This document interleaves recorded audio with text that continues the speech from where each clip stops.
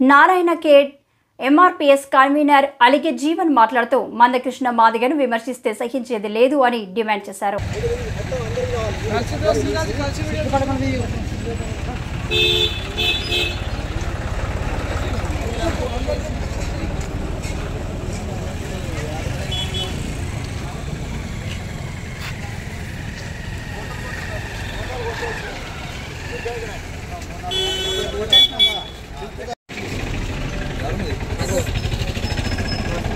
సంగారెడ్డి జిల్లా నారాయణ ఖేడ్ నియోజకవర్గం కంగటి తడకల్ క్లస్టర్గా ఈరోజు మాదిగ రిజర్వేషన్ పోరాట సమితి ఎంఆర్పీఎస్ కమిటీ వేయడం జరిగింది.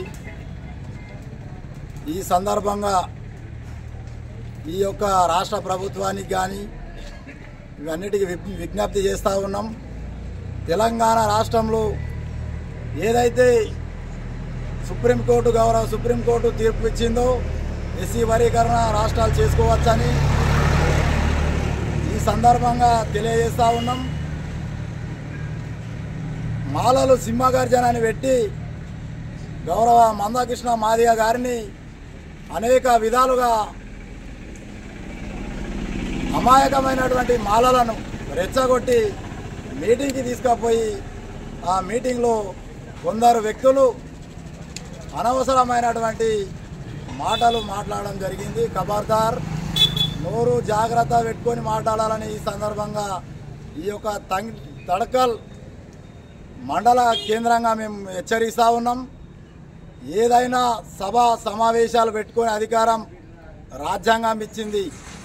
మీ కులానికి సంబంధించి మీ మతానికి సంబంధించి మీరు పెట్టుకోండి, కానీ మా అధినాయకుని మాత్రం కించపరిచే విధంగా దురుసు ప్రవర్తనతోటి అసభ్యకంగా మాట్లాడితే మాత్రం నాలుకల కోసమని కూడా ఈ సందర్భంగా మేము తెలియజేస్తా ఉన్నాం.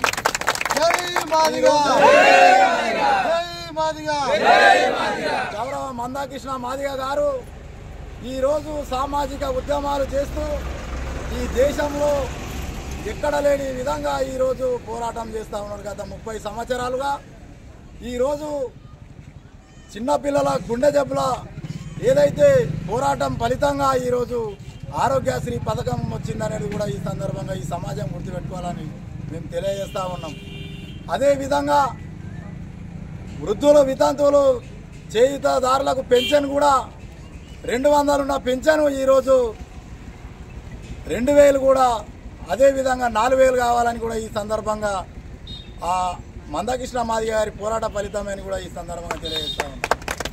అదేవిధంగా 4 కిలోలు ఉన్నటువంటి రేషన్ బియ్యం కూడా ఈరోజు 6 కిలోలు పెంచినటువంటి చరిత్ర కృష్ణ మాదిగ గారిదే ఉన్నదని కూడా ఈ సందర్భంగా తెలియజేస్తున్నాం.